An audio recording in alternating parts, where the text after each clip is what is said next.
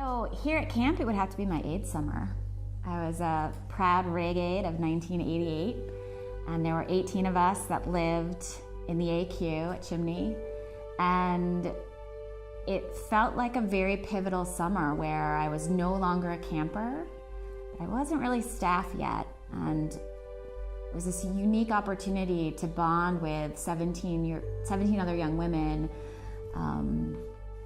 and learn how to become a leader. So learning how to muck stalls and learning how to do dish duty and create songs really helped prepare me to become a great counselor. But that summer also really taught me how much fun, that you could be doing all these mundane activities and yet still have an incredible time.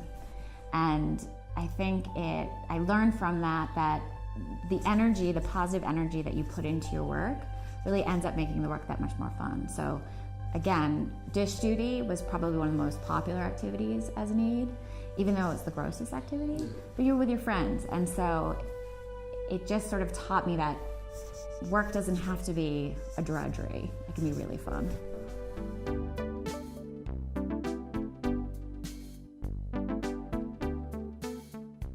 Cabin chat is one of those things that, I was never that counselor that had could roll off a bunch of cabin chat topics right off his tongue.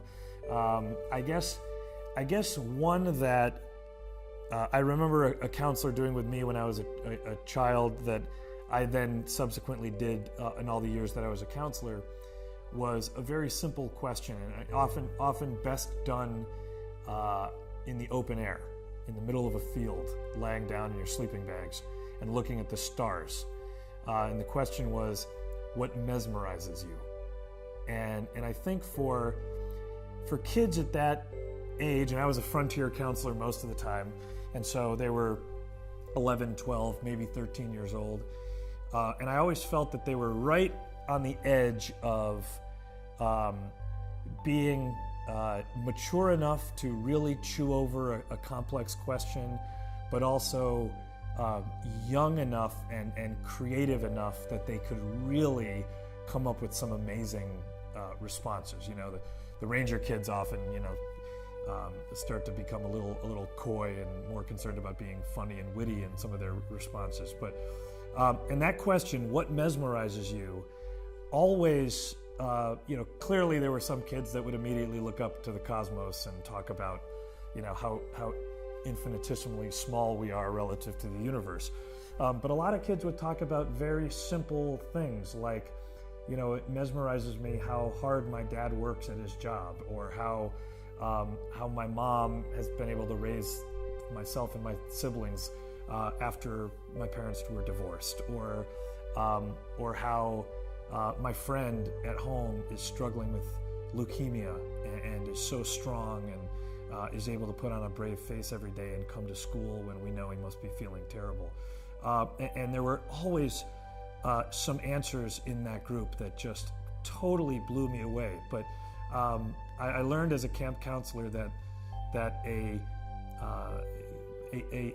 teenager's ability to think about the big picture is far greater than adults often give them credit for.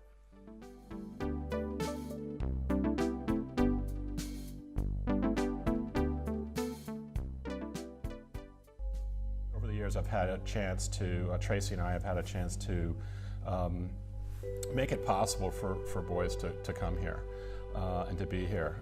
Not just financially, but also just making it possible, having those families understand what the benefits are of Beckett. So families that would never have considered coming here or sending a child here, making them realize what the benefits are and what the possibilities are is something we've also had a chance to be a part of. And that's been incredibly rewarding as those boys, then young men and men, have gotten older, and seeing what great success they've had in life, and realizing that a big part of that beginning was their experience at Beckett. So that's been another great experience.